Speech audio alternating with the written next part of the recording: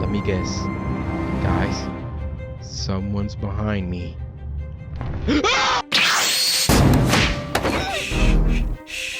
Slow down, baby. No need to run. Now we can do this the easy way or we can do it the hard way. The choice is yours. Got a homie who told me to watch Hell's Paradise, and I just don't have an excuse on why I ignored the suggestion, because it had every episode of season 1 when he tried to put me on. I think I just entirely forgot about it, but with season 2 coming out, I guess about that time. Doomed prisoners on death row guided to this mysterious island to find some ancient artifact for a chance of freedom, but this artifact is protected by Transformers? Autobots, roll out. We roll. So we got Gabimaru, who wants to live a normal and peaceful life with his wife and leave the village and the assassinations as a shinobi behind him. This was a request from him to his chief, who is also his father-in-law. I don't know what he expected to get out of this request, but I'm gonna give him the benefit of the doubt. Maybe he was too young to put 2 and 2 together, but the chief murked his 2 parents when they tried to leave the village. So the chief gives him the same treatment as his parents and puts him up for execution. If anything, the chief is soft too, cause why he got other niggas doing the dirty work? But many attempts and different techniques were used to execute him, to the point where he's like, can y'all niggas just kill me already? Shit getting boring. I'm here to grant your wish. So they bring this S-tier executioner, Yamada Sagari, who specialized in this. Brilliant work for a woman. Gabimaru was so shook he frees himself from his constraints and dodged her attack. Maybe I don't want to die. Well, remember this bitch, he got back home and started defending himself. These hands is bisexual. Sagari gives him an opportunity to be pardoned by the shogun if and only if he goes to this island where legend claims an elixir that grants immortality is brought back for the shogun. He obviously accepts so the story can continue. But Gabimaru wasn't the only criminal chosen to go on this expedition. The shogun had other executioners obtain capable criminals who could fetch this elixir for him. During their briefing, the criminals learned that only one of them could be pardoned, and is shown a survivor who managed to return from that island. What the hell is even that? Keep in mind, 60 niggas was sent to this island for this legendary elixir of life that may not even exist for real, and only one person came back with flowers for eyes. No one's forcing you. Say less, my nigga, you don't gotta tell me twice. So not only are they forced to go on this expedition, but there isn't enough space for everyone since each criminal needs to be occupied by an executioner. And they are also forced to decrease their numbers themselves. And Gabimaru probably eliminated the most, even though he was talking like this prior. You guys don't like pointless killing either, do you? A total of 20 people are headed to this island, 10 criminals and 10 executioners accompanying them. Upon arrival, Sagari being a pissant trying to leave my man's hands restricted, like ain't nothing worse than the most inconvenient rule that would make the job more efficient if broken. I said, bind your hands. Alright, shawty, you got it. As he's tying Gabimaru's hands, he gets snuffed by one of the 10 criminals who don't got his hands tied. You see that, you dumb bitch? No surprise he ate that, but this swole weapon hoarder brilliant plan to make sure he's the only one to find this elixir of life is to search for it after he packs all the criminals. Wait. She can't be that ass. She's actually dead ass, and Gabimaru's eating all of Sky's attacks while trying to tie his hands. You make a loop-de-loop and pull. Then grabs his staff, corndogs it, launching him in the air, losing all of his loot, and Gabimaru uses one of them against him. I see how this gonna be, bro. Go ahead and pack this nigga up, go grab the elixir of life so he can be pardoned, and throw the ones with the chief for your wife, bro. Okay. But I was like 40% serious, because realistically, I think I'm seeing it. He just gonna shit on everybody, and the chief would be the only real challenge for him. But that doesn't mean I don't want to see him shit on the bums. That ass went from him saying, Is that the best you got? goes black, and he already collected his whole inventory back. And this is still minutes upon arrival. And we already lost a criminal, executioner, because he's leaving the island since his assignment is done for, minus another executioner after this giant criminal got hungry. Now we can do this the easy way or we can do it the hard way. The choice is yours.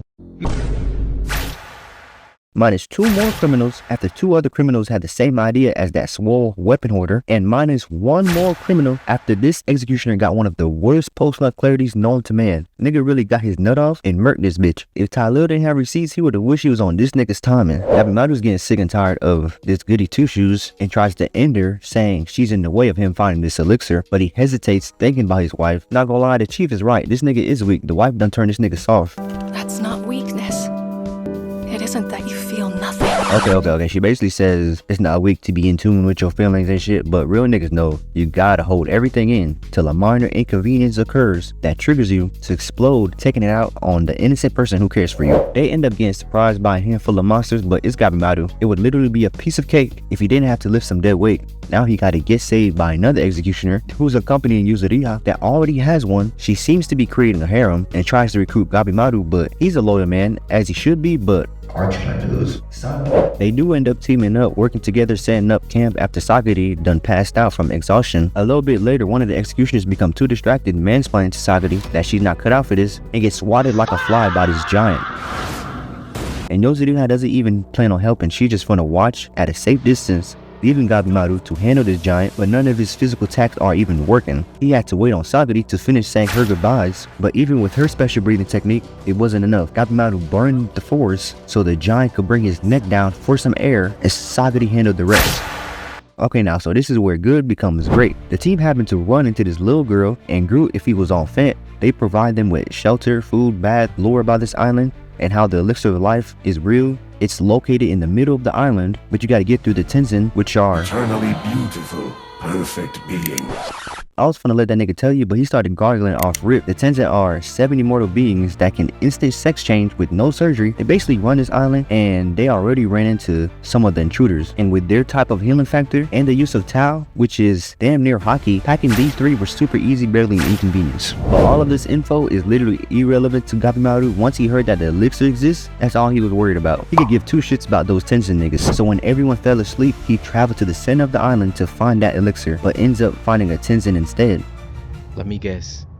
Guys, someone's behind me.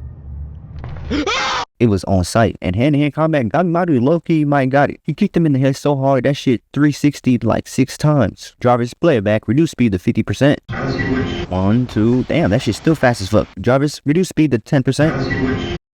1, 2, 3. That was 3? That shit looked more than 3, I ain't gonna lie.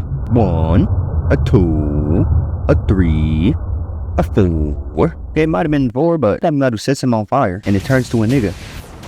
Like, I mean, to a dude, not the fact that it's burnt to a crisp. But the instant sex change got him moving different.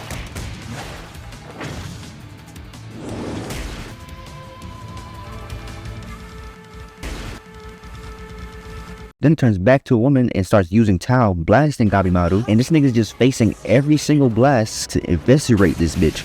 Bro been eating everything that's thrown at him. I'm starting to think this nigga don't need that partner for real. Who's fucking with him, bruh? Like, humble this nigga, please. Then the Tenzin go through some type of metamorphosis and puts over millions of volts in Gabimaru, and he's still going. He's literally using a technique that his subconscious only knows to use when he's on the verge of death. The chief had to been training with them same niggas Batman been training with in Tibet. Now he's officially done for. I don't know if he would have ate this last attack or not, since May saved him last second and rolled down this cliff to another pair, and if they were on that top of timing, Gabimaru wasn't finna back down either. One thing about this nigga, he ain't no hoe, but he knows there's bigger fish to fry, so Gabimaru tells him that he needs to be worrying about these Tenzin niggas. So they team up and go through a little training arc with May, who's not so little no more, teaching him how to use Tau against these monsters. And apparently almost everybody on this island been using it in a way already. They just haven't been using it to like its full potential or some shit like that. So Gabimaru kind of learns it on the spot when defending May, when one of the Tenzin's assistants tried to take May to do some weird shit. Like, niggas that's on top of that hierarchy always on some weirdo shit, bruh. Now let's get back to Team A. They've been trying to find Gabimaru this whole time, but one of the Tenzins finds them, and then it chops Groot's head off, even though he was already on his deathbed, unrelated to the fentanyl. But Yuzuriha doesn't even think twice. Slow down, baby. No need to run. It restrains her and basically tells them that the elixir they looking for, not here, and that they special Wock they be sipping on don't work on humans, only them. But they do need high quality humans to make more. So Yuzuriha, you not going nowhere. She used substitution jutsu and goes straight for the head. She must not know. She actually doesn't know. It's the first time she battled, you feel me? But the same song basically plays on repeat. They attack it, it heals. More attack, more heals. Sex change, more attack, it heals. Then Big Boy gets a hold of him, giving Sagari a good opportunity to get a good ass blow using Tau. Is he finally dead now? Hell no. But Fat Boy is. The Tenzin triggers its transformation and almost squad wipes the team, but that base nigga from the beginning pulled up and walked this nigga down. Well, yeah, it wasn't that simple, but it was, you feel me? There was a lot of shit going on actually. But he walked that nigga down using Tau. Since he's like the best human using it on this island as of now, then he knows that the excessive use of Tau can be detrimental to the body and can cause mental changes and memory loss. And that's what bro is literally experiencing now. Bro got a curse mark right after climbing out that pit with his executioner and defeating some monsters with Tau. And Gabimaru, on the other hand, done passed out, waking up with amnesia, not remembering a damn thing. Who are you? With that said, there's 10 niggas left on this island, or there's supposed to be 10. One of the executioners is not counted for. He either died off screen, been camping, or got the fuck on out of there when his assignment died.